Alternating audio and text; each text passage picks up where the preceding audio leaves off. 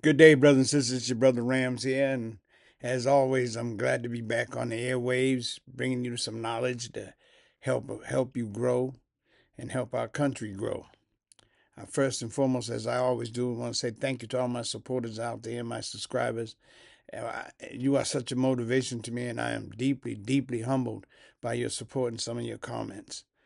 You motivate me, and I thank Almighty God for your support. And continue to support your brother. I'm going to keep passing on this knowledge because we got to turn this thing around if we're all going to live together in the 21st century. So, again, I say thank you, dear Lord, and thank you to all my supporters and subscribers out there. And one of the things I always ask is that you pass this knowledge on. Don't keep it to yourself. Pass it on to others because this is very enlightening information that could help change your life and help you get a different perspective on life.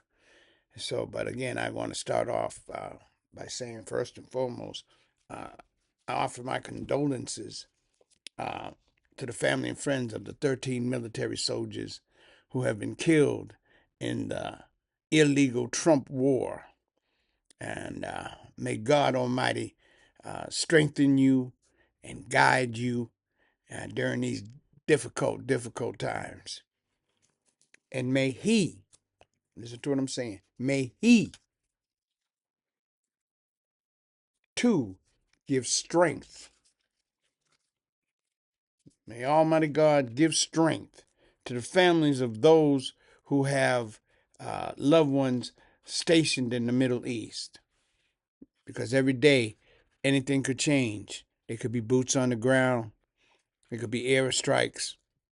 So I also ask Almighty God to strengthen you too as you wait for your loved ones to return safely.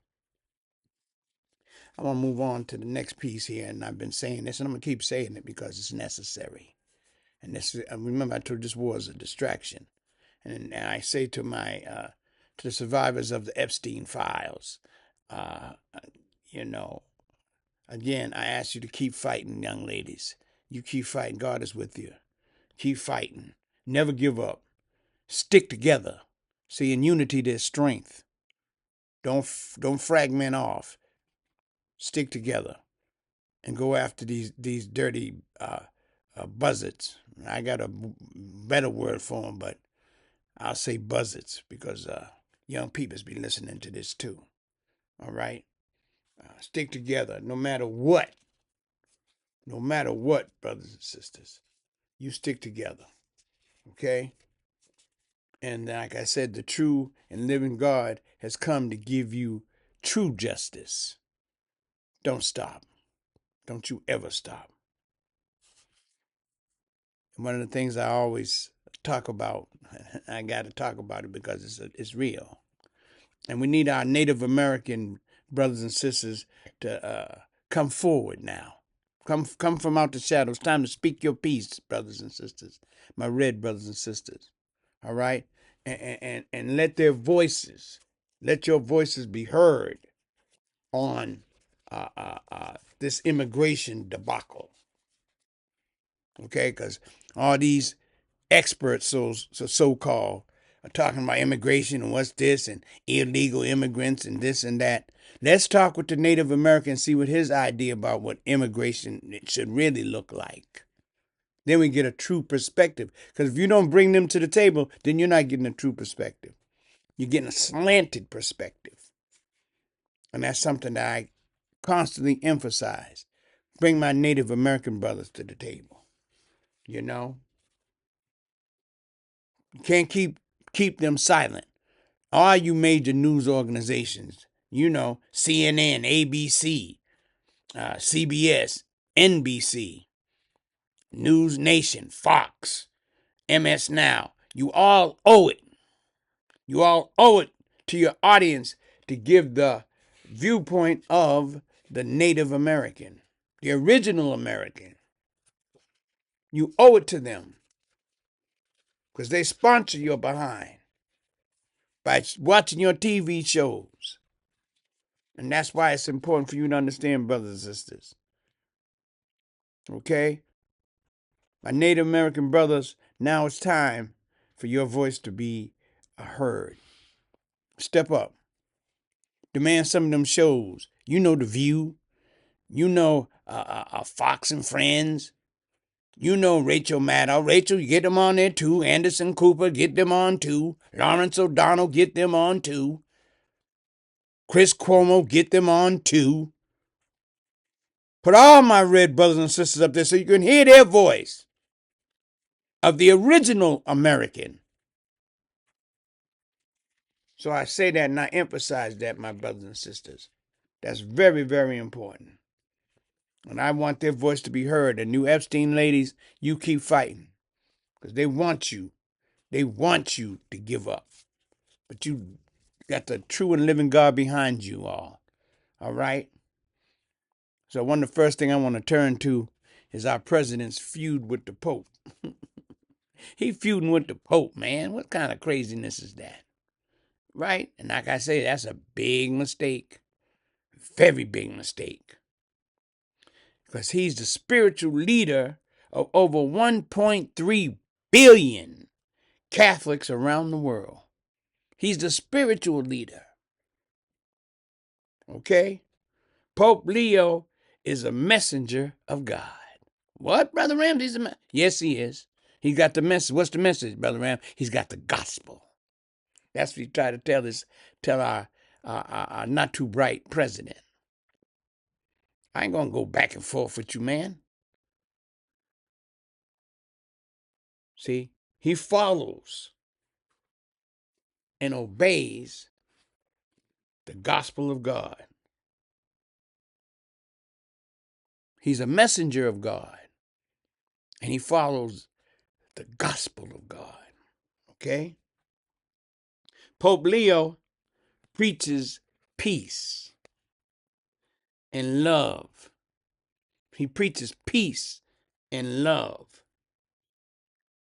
for thy neighbor. Excuse me. He preaches peace and love for thy neighbor. Doesn't matter because he's black. Doesn't matter because he's Mexicano or Hispano or Asian or South Pacific. It doesn't matter. Not in the sight of God. Because God made you all. And don't you ever forget that.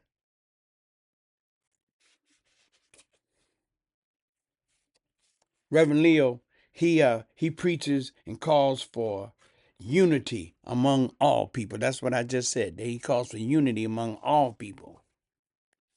Okay? And not division. Because our president promotes division. The Pope is a peacemaker, not a warmonger. He's not a warmonger, right? Remember, he's a peacemaker, not a warmonger.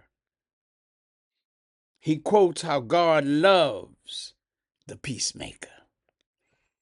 Oh, yeah, he loves the peacemaker. Remember in the Bible it says this? He loves the peacemaker, but he doesn't admire the mischief maker or bloodshedder. The mischief maker or the bloodshed, those are attributes of who? That's the attributes of a demon. Those are attributes of a demon. The Pope strongly disagrees with Trump on the treatment of immigrants and in this country, as well as the bombing and killing of innocent men and women and children. Pope can't go with that, man. He said that Trump and his ally, we all know who that is, are mischief makers and bloodshedders. They're mischief makers. He don't want nothing to do with them. That's why he don't go visit them. Because as a pope, he's obligated to stay away from mischief makers and bloodshedders. He's obligated to. All right? Remember, whoever disagrees with Trump, he attacks them. And he attacked the Pope. Because Pope said, I'm not agreeing with you. No. He immediately, get this, he immediately attacked the Pope. When the Pope said, no, I'm not for that. Denigration of the Pope. He denigrated him. He called the Pope weak.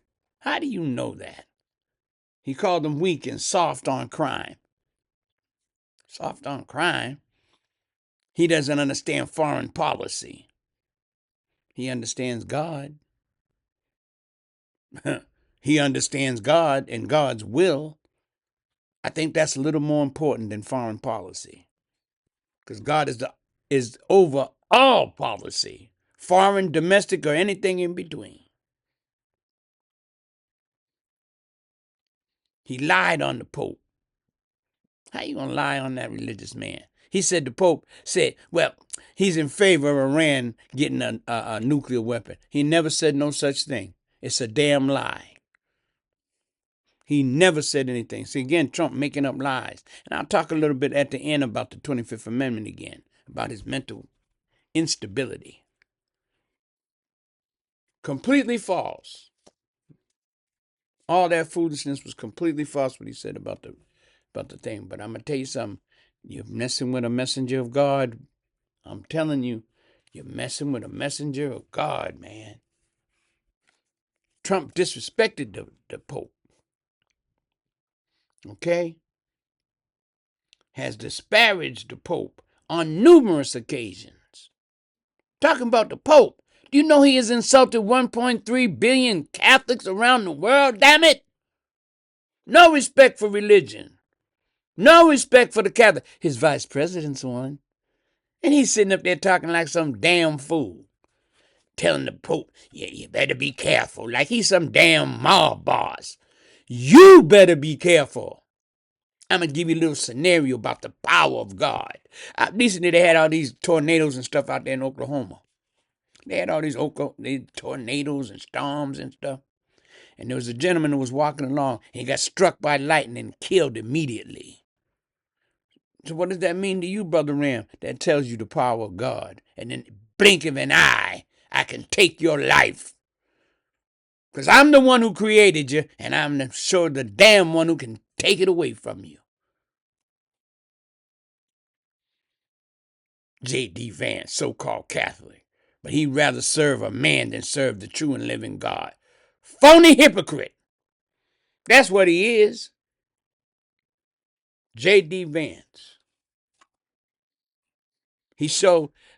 Trump has shown no respect for the Catholics or the Christians around the world.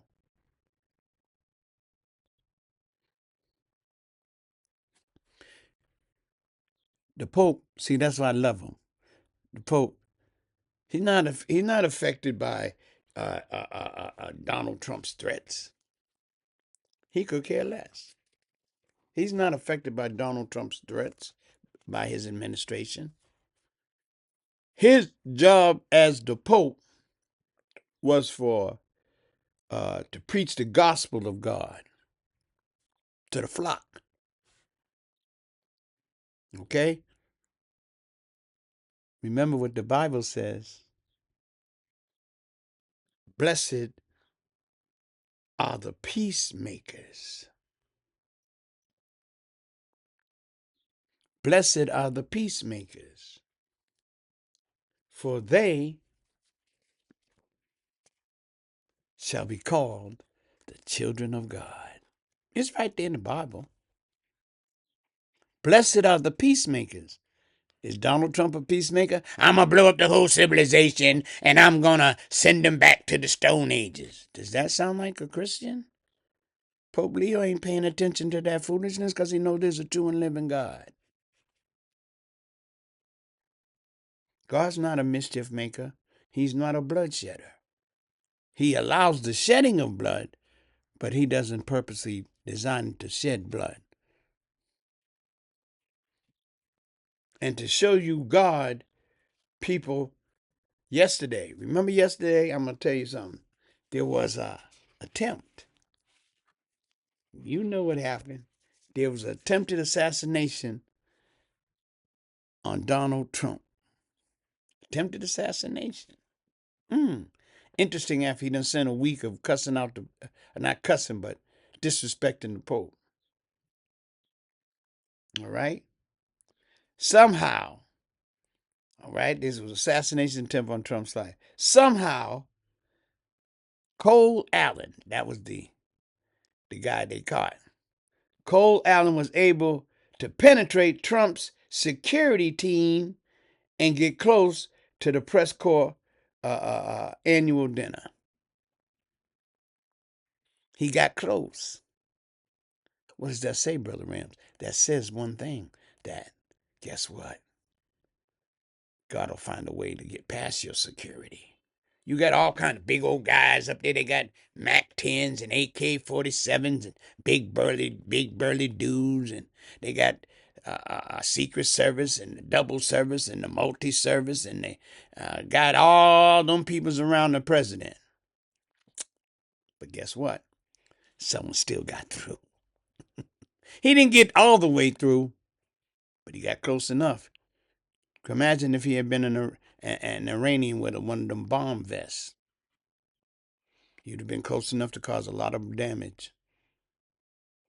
My point to you, Donald Trump, is you can't threaten a man of God, baby, because he works for the ultimate God.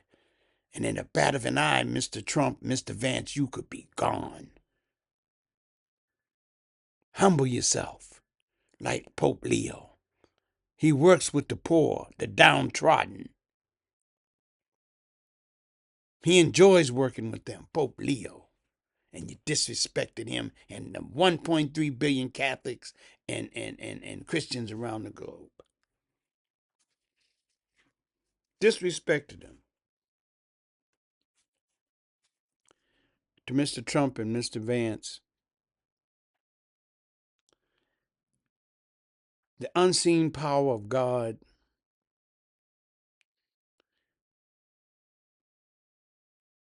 can conceal both of you. Excuse me, not conceal. The unseen power of God can cancel both of you. Again, in the back of a bat of an eye. You're fooling with God, and you're fooling with God's messenger. You're walking dangerous area, Mr. Trump and Mr. Vance. Dangerous. You see, yesterday, attempt on his life. Only by God's grace and mercy, he didn't get through. But that's a wake-up call for our president. It's a wake-up call for our president. Okay? And remember, think about it. He had all the levels of chain of command right there in that room, man. Who's the top three? President, Vice President, Speaker of the House. They all were there. They all were there. But God said, no, this isn't your time. I got something else planned for you. Because remember what I told you, God surely knows what we know not. And he's a true and powerful God. And that's what we all must understand. He's a true and powerful God. And we must remember that. But I'm going to now get into the meat and the juice of this podcast. And I'm calling this podcast The Trump War,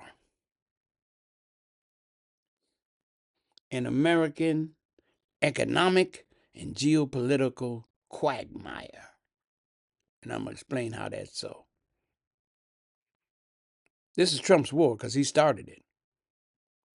And I'll tell you, there were no signs that Iran was an imminent threat to America.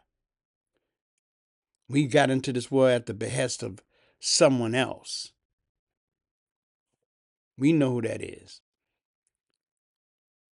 4 presidents never got into that. This ally of ours dragged this nitwit into a war that we see no way out because they have a different agenda than America. They have a different agenda than America. So this ally of ours has allowed Mr. Trump to drag us into a war that there's seem to be no way out, and it's caused America a lot of problems. Has caused America a lot of problems. Okay? Let's take a look. Remember, this is Trump's war, an economic and geopolitical quagmire. An economic and geopolitical quagmire. That's the title of this podcast. First of all, let's look at the economics.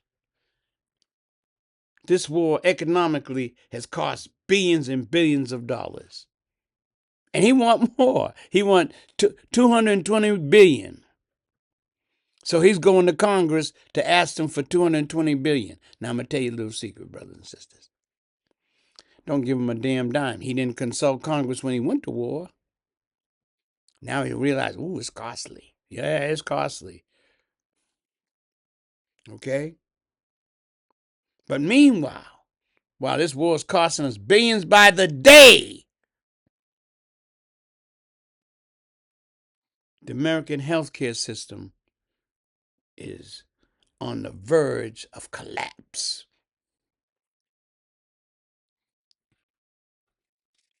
It's on the verge of collapse, brothers and sisters. Instead of using these billions to support the Obamacare subsidies, Trump decides it's better to spend the money on bombs, deployment of military personnel. Remember all them ships and super carriers and destroyers? Those people have to get paid. So when you deploy all them people over there, it costs money and it costs billions. But instead of using an American healthcare system, nope. I'm going to use it to bomb innocent kids and men, women, and children. That's what your taxpayers are spending on. As a result of this unprovoked war,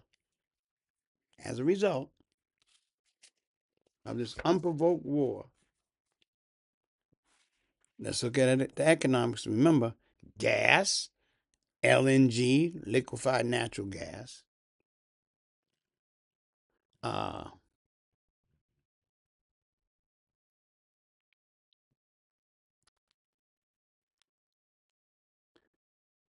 fertilizer, and many other products have skyrocketed. Look at jet fuel. If you've already booked a flight before, now you go back to book that same type of flight, and it went up $200, $300, $400. Okay?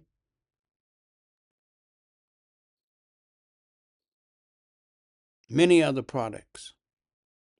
Okay? Fertilizer. Let me tell you a little piece about that. The American farmer is taking a beating in terms of high cost of fertilizer, in terms of high cost of the fertilizer, like I said, diesel fuel. Remember they used the tractors and all that? Diesel fuel, sky high. Oh yeah, and also the truckers who transport different things from the West Coast, where it's very, very expensive, to the East Coast, diesel fuel is up. Okay?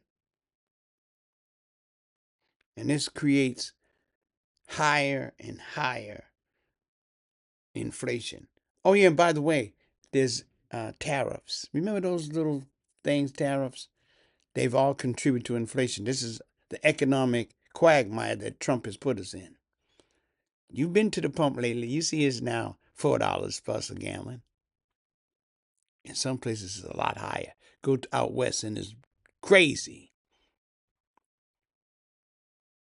It's crazy, brothers and sisters. And it creates higher inflation.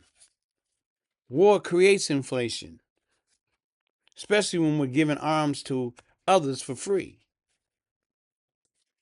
We're giving arms to others for free. And that's a bad, bad look. Bad look.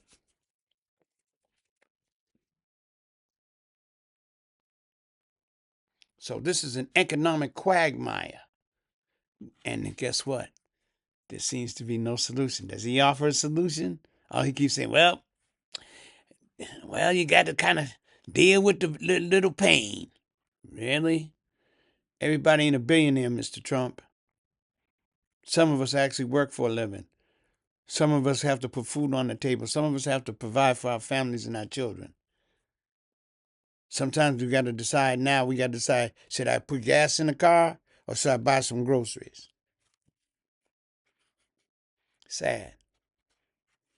He don't care because he got plenty of money. Okay?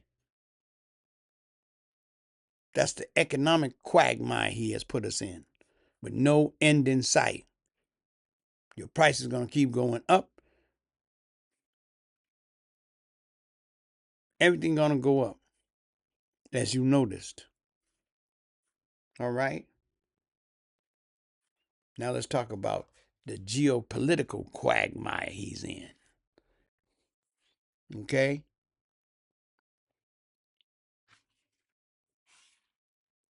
First of all, Trump started this war without uh, consulting first with our allies. He didn't consult with them. He just said, I'm going to war. As a result, the NATO allies became hesitant to help us. He got mad at them. He got mad. Well, they should be helping us and all. Hey, man, you called them every name in the book. You think I'd help you? Now, what I do like what they're doing, they're trying to find a solution among themselves to deal with this Strait of Hormuz issue, which I'll get into in a little bit. Okay? Before the war, the Strait of Hormuz was open to everybody. Think about it. Now it's closed. See, Trump didn't count on that. He thought he was going to run in there, bomb them, and walk away victorious. Wrong answer. This ain't Venezuela, baby. These people will die.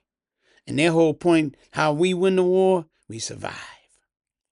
And if we survive, we won. And that's something he didn't understand about these people. He didn't understand nothing about that. No. He had no clue. All right? Before the war, the Strait of Hormuz is open. Now it's closed. Why? Because Trump and his puppets they underestimated the Iran people. They underestimated them. They thought they're going to be Venezuela. We got the biggest military. We got this. We got that. We're going to bomb their navy to the bottom of the ocean. We're going to destroy buildings. But guess what? That's not Iran's strategy. You can't. How's Iran going to compete with the American military straight up? Planes and ships versus what they had. You know full damn well they can't. But there's a textbook on how to deal with the Western invaders. There's a textbook, and it was started by Vietnam. You see what Vietnam did to the Americans? One of the key aspects of their strategy is to use their terrain as part of their defense. America didn't figure that out, even though they were told that. Them generals were told him that. Said what Iran wants was for America to put boots on the ground, and then you're going to see American soldiers get slaughtered.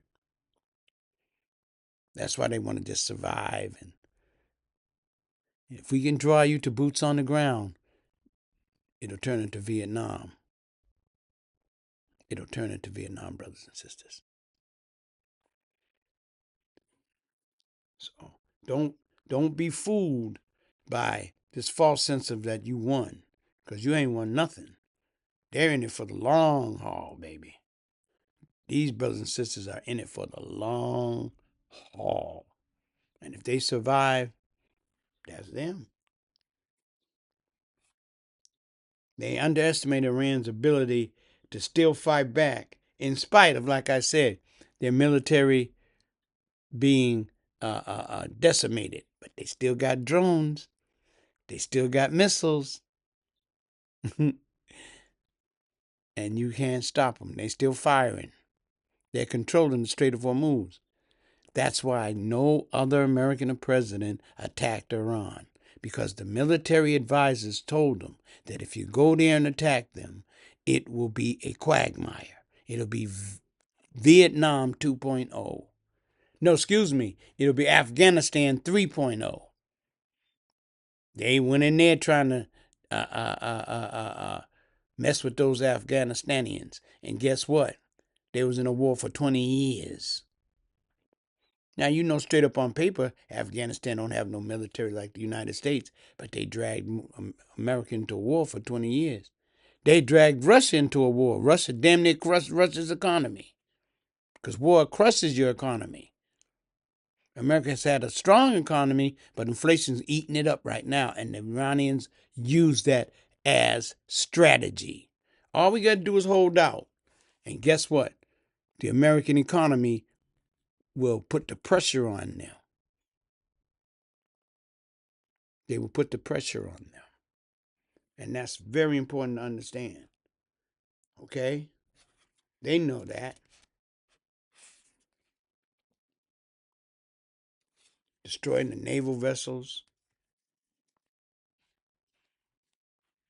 Remember, one of the things he wanted was a nuclear deal.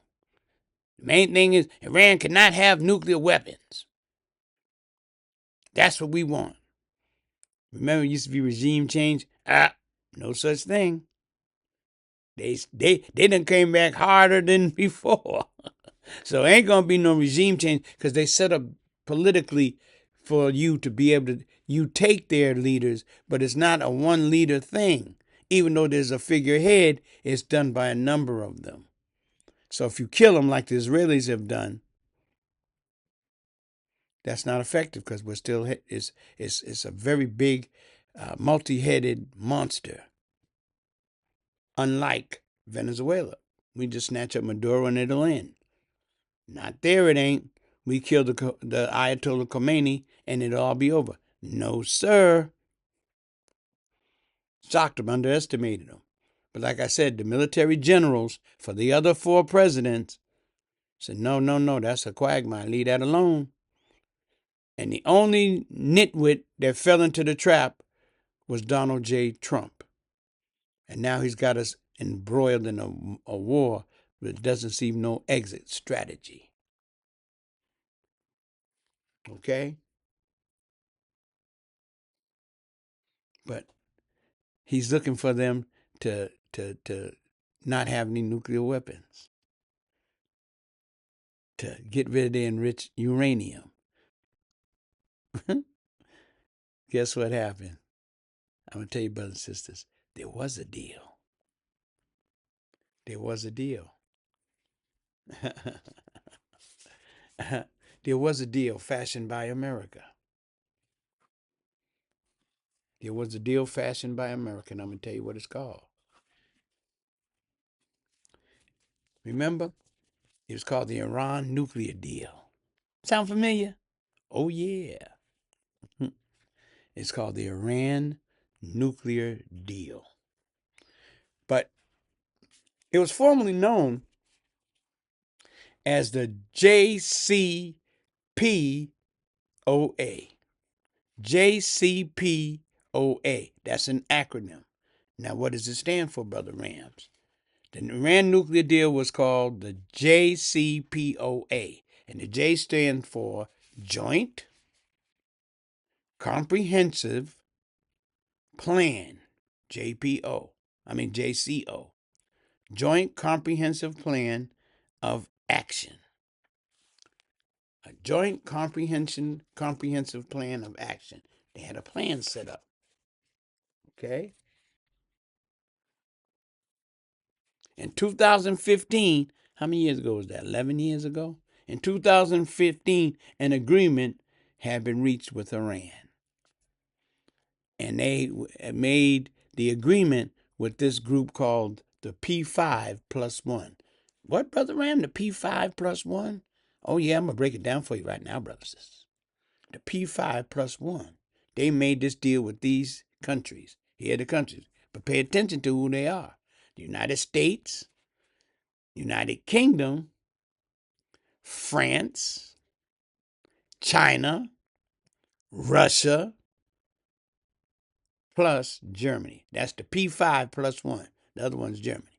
Now, if you notice, those are world superpowers. And guess who put all this together? President Barack Obama with his Secretary of State, John Kerry. Great negotiator. This wasn't done all night. I mean, this wasn't done in one night, brothers and sisters. No, it wasn't. It wasn't done in one night. You know? And what was this plan designed to do? It was designed to limit Iran's nuclear program for civilian use in exchange for sanction relief. See, the world had put sanctions on them. Those countries that I mentioned, China, France, UK, United States, they had put sanctions on Iran. Okay? And so they had in this agreement in 2015. But how did it start? It started in 2012. And I'm giving you the roots of it. Barack Obama, our brilliant president, decided to have secret negotiations with Iran to settle this once and for all. Okay? But in this agreement, this is the key factors. Now, this is in 2015 and was signed. It was started in 2012, 3 years later. Now, look at the time period. It took them 3 years to reach an agreement. And what did the agreement include? First of all, uranium restraints. Remember? Well, we want that uranium, enriched uranium, and we want them to give it up. They were going to give it up. The uranium restraints, Iran's capped enrichment at 3.67%. And they reduced its enriched uranium. They reduced their enriched uranium. They reduced their enriched uranium stockpile by 98%. They cut down on their stockpile. The enriched uranium could only be at 3.67%. Not 60% like it is now. They would have had it at 3%, which is more for civilian use than making nuclear weapons. Okay? Another key part of that agreement was centrifuge reduction. Operating centrifuges was reduced to 5,000. A centrifuge is a key part of making a bomb.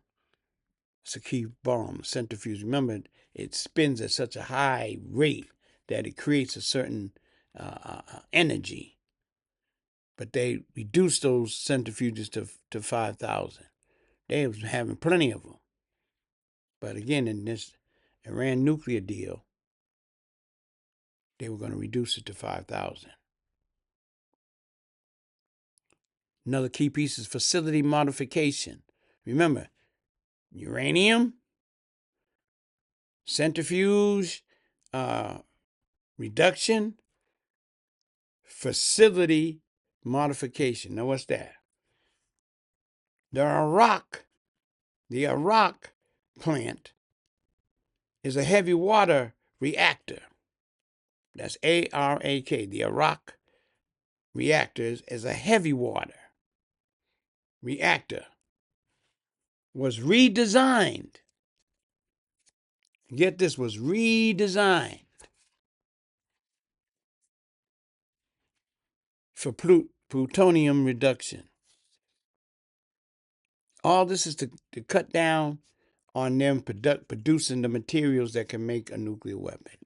We've had an agreement. They agreed to it. Iran had come to agree to it. And then they had a breakout time. In other words, we give you the right to make weapons, but you can only make it within a certain period of time. That's called the breakout time. These are measures aimed to extend the time needed to create a weapon, but to over 1 year. They let it expand a little bit. You got a little over 1 year to create your weapon. But it won't be nuclear. Oh, that was set up, baby. Key pieces was going to be monitored. It was going to be monitored and verified by the IAEA. That's the International Atomic, the IAEA, the International Atomic Energy Agency. They were going to monitor that. They were going to have long-term access, 24-hour monitoring, and access to suspicious sites. What's that over there? We're going in right now. Take a look at it. Yeah. The IAEA, the International Atomic Energy Agency. They're going to be there monitoring. So they got everything lined up for Iran. Right? And then we got sanctions relief. You do all those things, then now we lift that money that we basically have garnished from you, over $100 billion from their oil, and out of different banks that they had put sanctions on, holding up Iranian money. And I heard some of the critics against Obama, well, he gave all them Iranians all that money. It was theirs. If they're going to not advance nuclear weapon technology, then you got to ease up on that. They agreed to reduce nuclear weapon technology, and that's important. Okay? America released over $100 billion in Iranian assets. Okay? And then here's the other piece. There's the snapback to sunset. In other words, the snapback is this. You violate those agreements, those conditions, and immediately all those sanctions will be reimposed. We got them to sign it in 2015, brothers and sisters. Iran had did that. The deal was completed in July of 2015. Remember, Obama initiated a secret direct talks, with Iranian officials in 2012. I told you about that. Which paved the way for the agreement in 2015. Now, remember 2012 to 2015, that's 3 years to get an agreement. He's trying to get it done overnight. Obama's negotiating team. Now, listen how sharp our brother is. That brother was so sharp. Good God Almighty, man. That fool called him, he low IQ. The one with the low IQ is the one that man in the mirror he looks at. He's the low IQ. Obama did it the way you're supposed to do it. He used a multi-agency effort led by the State Department and supported by and got technical support from the Department of Energy. Now, who led the negotiations? The Secretary of State, John Kerry. Kudos to John Kerry and his team of negotiators. Kudos to John Kerry, Secretary of State. Can I ask you something, brothers and sisters? Who's the Secretary of State for America? It's little old Marco, little hand Marco. That's what his boy calls him. Little hands Marco. Damn shame, Marco. Disgrace, baby. That's not their job. Guess who the president sent? Guess his lead envoy. Who are they, Brother Rams? Steve Witkoff and son-in-law Jared Kushner.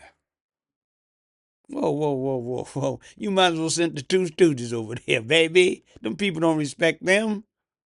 Let's take a look. Those two are the ones Let's first of all look at their experience. They have absolutely no experience in diplomatic issues. I'll say it again. Steve Witkoff and Jared Kushner have absolutely no experience dealing with international negotiations. They're both real estate moguls. So why are they going over there? Look at, he sent them to where? To Russia to deal with Russia and Ukraine. Has it stopped? No.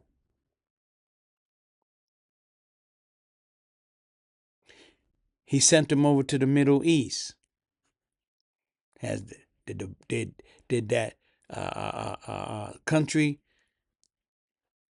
stop bombing the Gaza Strip? No. They have no diplomatic experience. But I tell you what they did do. Jared Kushner made a mint talking to the UAE, United Arab Emirates, they and Saudi Arabia, making land deals. Remember, they're real estate people. They're not diplomats. Where's Marco Rubio? He's the Secretary of State. Why isn't he over there? That shows you Trump doesn't know what he's doing. He has no exit strategy for this geopolitical quagmire he's put us in called the Trump War. He has no experience sending those guys over there. They have not experienced. Then he sent J.D. Vance. He's about experience as a kitchen fork.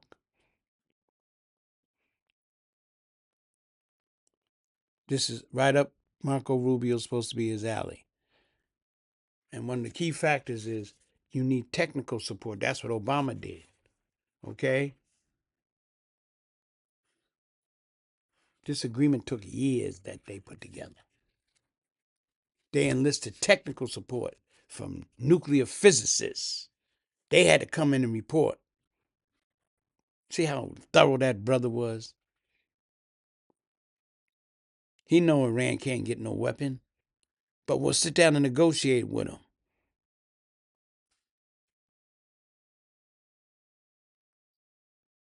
The world's superpowers appreciated the deal that Barack did.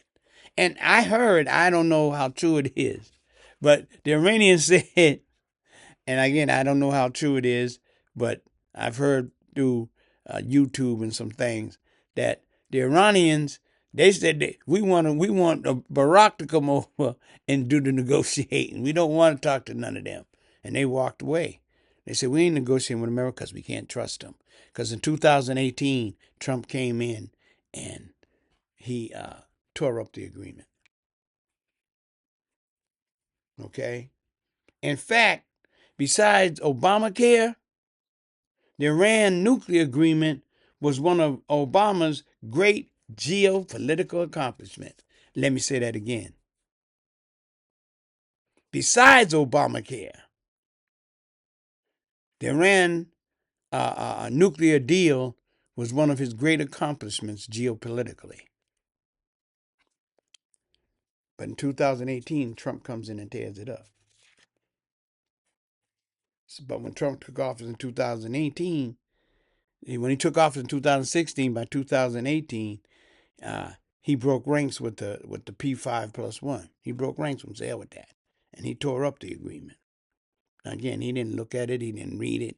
He can't really read that good. John Bolton said it. He said when they used to give him those daily briefings, he wouldn't read them. He'd take them, like skim over them and throw them in the not throw them in the trash, but he'd throw them over. He'd sit them to the side. He wouldn't read them at all.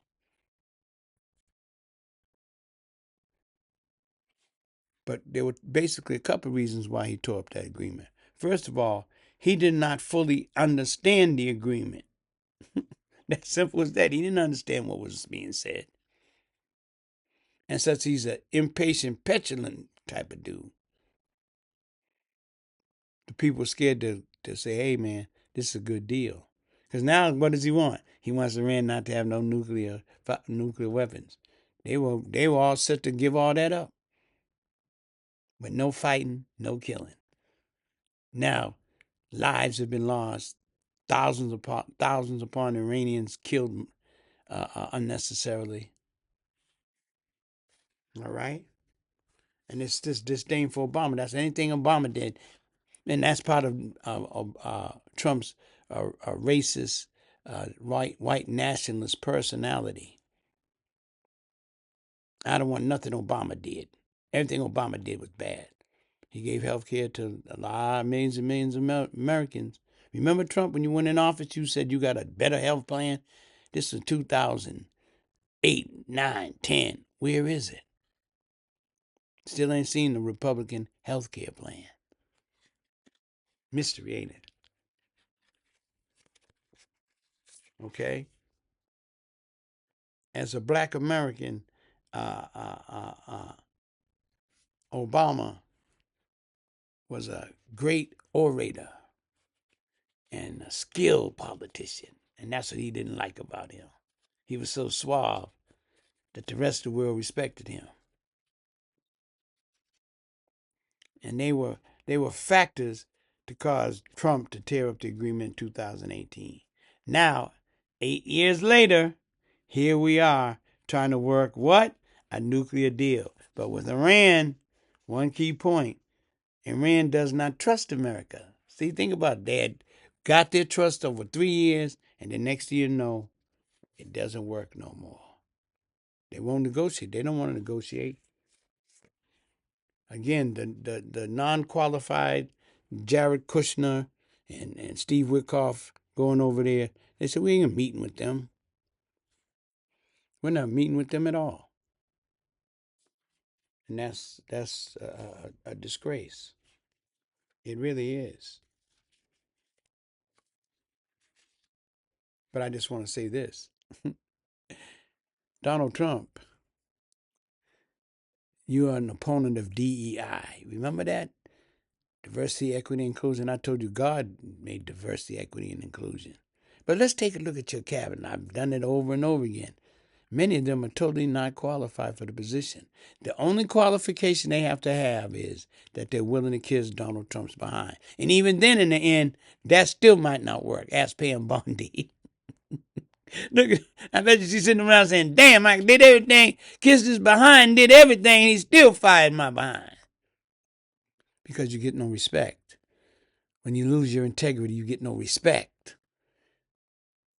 So she wasn't to be respected. That's why it was easy to get rid of her. But let's take a look at some of his cabinet members. Okay? Because again, like I said, many of them are unqualified.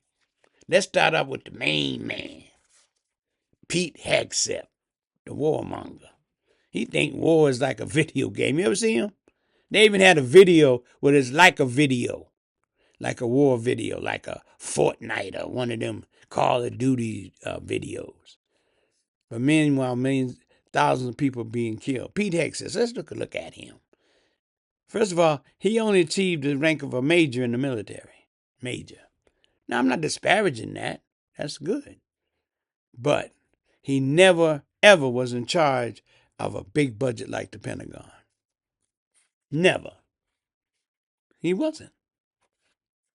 He don't know how to handle no big budget. Get this. This is during a war. During the war. We're in a war. He has fired the Secretary of the Army, and he has fired the Secretary of the Navy. Military generals. He must have an issue with generals, dating back to when he was in the military. Okay? And he got rid of countless of other high-ranking military personnel because their assessment of the war was different from President Trump. Remember, you don't agree with Trump, he has a negative thing about you. So that's why those who work for Trump like that are puppets. They can't think their own mind. And because they don't think their own mind, we're in trouble. That's why we're in this quagmire, because they can't offer no legit suggestions. Because why? Because if he don't agree with it, then it's scrapped. So they don't offer suggestions. They just sit there and yassa, yassa, yassa. Look where we're at. A geopolitical quagmire with no end in sight. But let's look at some of his people. All right? Pete Hegseth, Pam Bondi, Attorney General, she's gone. Kristi Noem, DHS, gone. Lori Chavez de Rima, Labor Secretary, gone. If you notice, a lot of them are women. A lot of them are women. Okay? A lot of them are women. And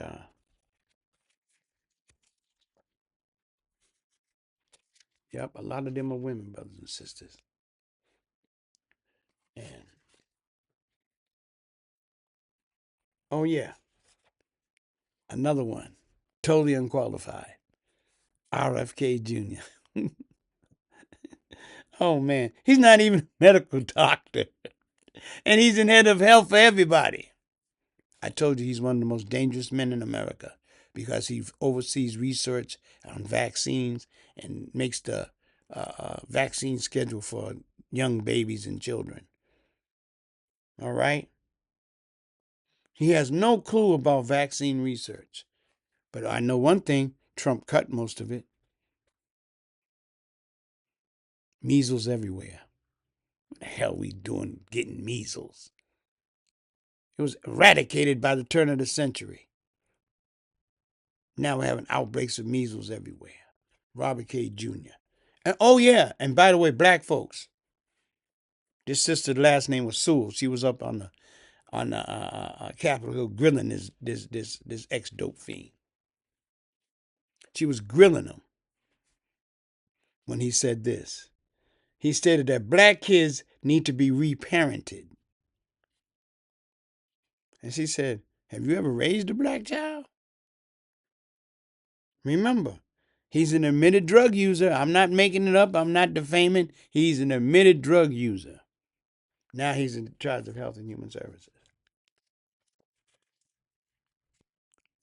Real stuff, brothers and sisters. Real stuff. And then there's my man, Cash Patel. You know, there's been controversy over his excessive drinking. You saw the video. He was in a locker room guzzling away. This is the director of the FBI. What you doing getting drunk, man?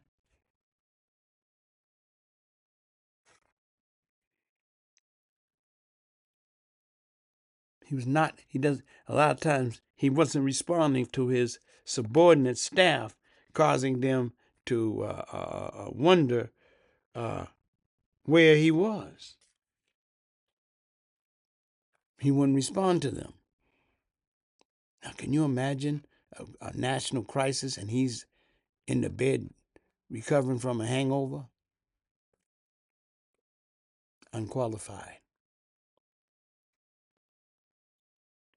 So, as I say, brothers and sisters, this is very important that we understand this.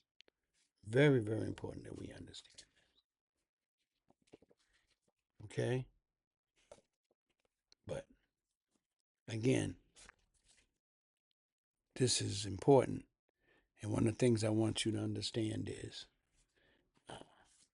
as I said in my last podcast, the 25th Amendment needs to seriously be looked at. And I'm going to give you a couple of psychologists and psychiatrists who are experts on Donald Trump's behavior and have not just recently, Johnny come lately, psychologists and psychoanalysts. These doctors here are heavy hitters. They're heavy hitters, and I'm going to give you the name. The first one I want to give you is his name is Dr. Lance Dotis. Dr. Lance Dotis. And he's a retired Harvard med psychiatrist and psychoanalyst. He's a retired psychiatrist and psychoanalyst. Analyst, excuse me. and he retired from Harvard Med. And these are some of his things that he observed about Trump's psychological issues, which again, I told you is part of the 25th Amendment, him not being mentally capable. This is what he said about Trump. And he studied him not just for the last year or two, he studied him over decades. And he has concluded that he is sociopathic behavior. He has sociopathic behavior. He's delusional at the core. He'll make up something. You see it. Don't act like you don't know. He has mental decline and dementia. Definitely. And he's been labeled a malignant narcissist. That's Dr. Lance Dotis. And then you can also look up a doctor named Dr. John Gartner. He was in my last podcast. He's another psychologist, psychoanalyst that's been studying Trump for decades. Not just Johnny come lately. He's been watching his behavior over time, which is a true test. So these two brothers, they gone ahead and did their thing. So look them up, Dr. Lance Dotis and Dr. John Gartner. And of course, I'm going to end with some Black history. And this is about a brother, Dr. Earl Shaw. He's a physicist, Black man. He helped develop laser. That's a beam of light. And is used in all kinds of industry from manufacturing to medical. He was born in 1937 in Mississippi. He got his BA in physics from University of Illinois. He got his BA in physics in the University of Illinois. And hold on a second, brothers and sisters. From the University of Illinois. And his master's from Dartmouth College in 1964. And his doctorate in physics in 1969 from the University of California, Berkeley. He discovered laser. You know laser surgery? They use lasers for manufacturing. That was the brother. The brother's name, like I said, the brother's name was Dr. Earl Shaw. Don't forget him. When you get a laser surgery for your eyes, he's got it. So again, I thank you, brothers and sisters. And I want to say this before I go. My Black people, we must come together and teach our own. Go to the computer, teach them about ancient history, our inventors. We got a rich history, brothers and sisters. So until next time I see you, brothers and sisters, please be safe. Pray to God. Don't worry. It's all going to be over soon. This foolishness with our president, God has come to put an end to it. Trust me. You must trust in his plan like Rebecca. So again, thank you very much for listening. Peace, and may God bless you all.